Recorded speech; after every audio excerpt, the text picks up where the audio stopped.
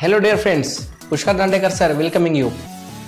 Dear friends, history is divided in 4 subheads for MPSC syllabus.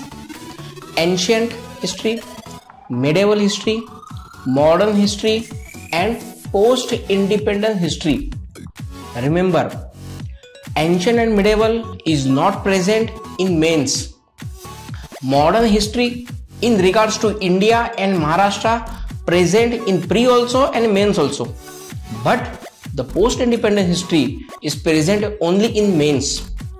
Somewhat 10 to 12 questions are asked on post-independent history in mains, and in total around 60 to 65 questions are asked on history in GS1 MPSC mains.